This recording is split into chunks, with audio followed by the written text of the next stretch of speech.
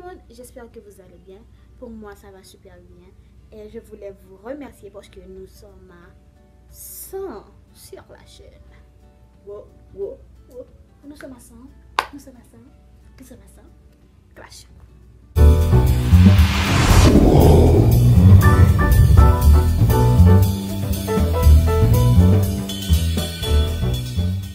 Bon, aujourd'hui je suis là avec vous pour une story time.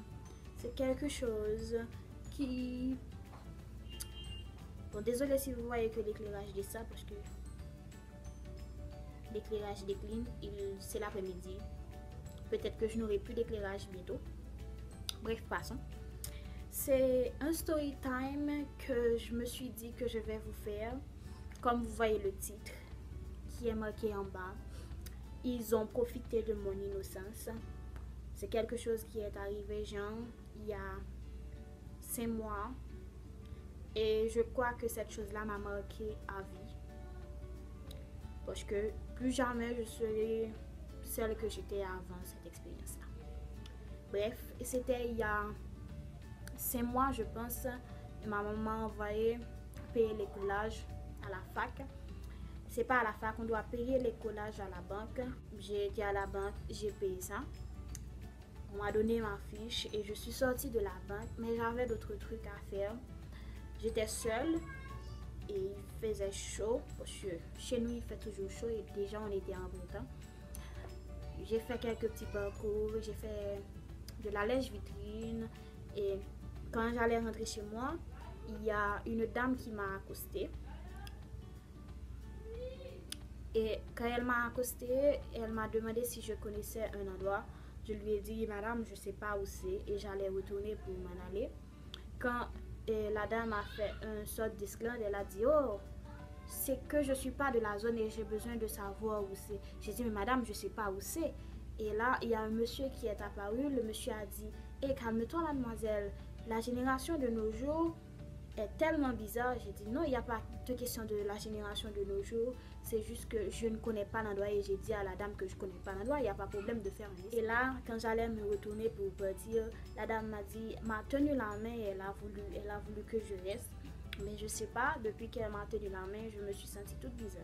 Et là, dans mon cœur, j'ai dit, oh mon Dieu, qu'est-ce qui se passe? Et après, le monsieur et la dame m'ont dit, ok, c'est pas grave. Ils ont mal interprété mon geste. J'ai dit, ok, j'allais me retourner pour partir. Le monsieur avait indiqué le chemin à la dame. Et j'allais me retourner pour partir encore une fois. La dame m'a dit, comme vous m'avez aidé et que c'est de l'argent que je vais récupérer là où je vais, voilà, prenez ça. Et elle allait nous tendre un billet.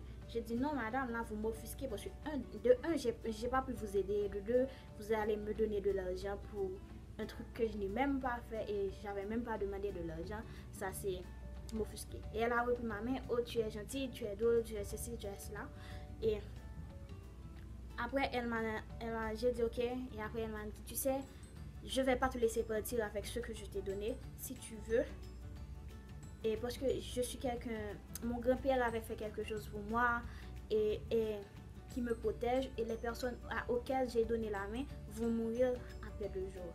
Et là, je dois vous dire que j'avais paniqué, j'ai paniqué comme jamais. Puis la dame a commencé à parler. Bon, je ne sais pas si elle a vu qu'elle m'avait pris dans son truc parce que j'ai stressé à mort. Et le monsieur qui était avec moi a stressé aussi. Le monsieur a dit, oh madame, vous avez quelque chose dans votre main, vous n'aurez pas dû. Mais c'est après... La dame nous a dit, ok, voilà ce qu'on va faire. Je vais enlever toutes ces choses-là pour vous, de façon à ce que personne de votre famille ne meure, ni vous, ni votre famille. Et moi, j'ai suivi le monsieur. J'ai vu que le monsieur était avec moi et le monsieur avait l'air d'être inquiet aussi. Alors, on a fait ce qu'elle voulait. On a traversé la rue avec elle. Elle a lavé ses mains. Elle a dit, ok, vous pouvez partir. Et après, elle a recommencé à parler de beaucoup d'autres charabia, comme quoi, voilà ce qu'il faut faire. Il faut aller chez vous, prendre tout l'argent que vous avez.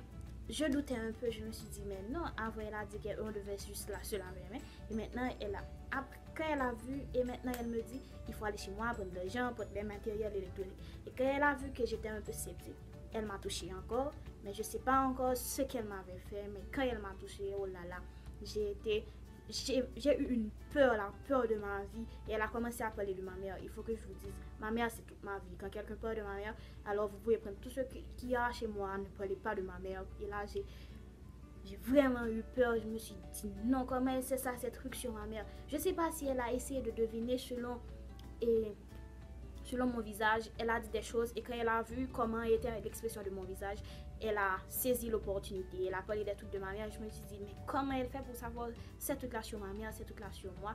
Et le monsieur aussi, elle savait des trucs. Le monsieur a dit, oh, comment savez-vous la quantité d'argent que j'ai sur mon compte banque? Toutes ces choses-là. Alors, je l'ai écoutée.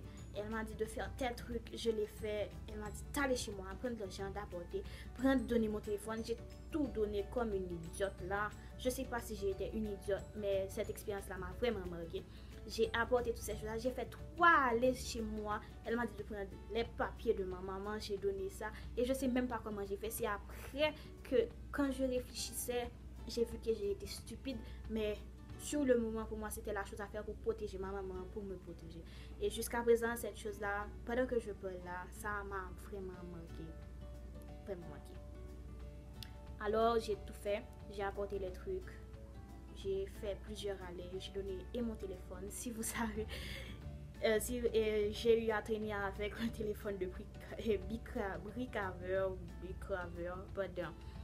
pendant un bon temps parce qu'on venait tout juste de me le donner le téléphone. C'était pour mon anniversaire, ça avait genre 5 mois que je l'avais et j'ai donné ça.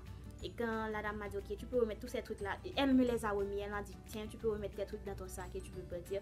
Il n'y aura rien qui arrivera à ta maman. J'ai pris les trucs là. Elle m'a dit, mais seulement n'ouvre pas ton sac avant 3 jours. J'ai pas ouvert mon sac pendant 3 jours. Mais j'ai pas pu attendre parce que ma maman me demandait où était ton téléphone et j'avais marre de mentir, de dire que je l'avais laissé à l'école ou ces trucs-là. J'ai ouvert mon sac et j'ai vu qu'il y avait que des cartons et des morceaux de bois.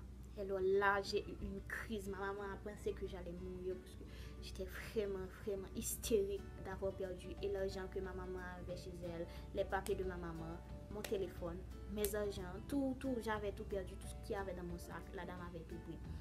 Et alors là, j'ai failli mourir. Il y a les gens de ma famille qui sont venus et ont prié avec moi. J'ai prié. Ma maman est allée bloquer ses comptes parce que j'avais donné même ses carnets. Ça a été stupide de ma part. C'est après en réfléchissant, j'ai vu que le monsieur et la dame, ils étaient ensemble dans leur couille. Ils ont fait en sorte que je vois que le monsieur ait peur, que la dame sache des choses sur le monsieur. Et voilà, et moi j'ai eu peur à mon dos. Et voilà ce qui s'est passé. On a pris tout mon argent. Ils ont abusé de toute la gentillesse que j'avais, le fait que je suis restée collée avec eux. Et ça, mes parents m'ont dit, il faut prendre ça comme leçon. Tu es trop gentille. Tout le monde me dit, oh ta fille, elle est trop gentille. Ça, c'était mon papa qui me disait. Maman me dit, oui, mes amis me disent ça.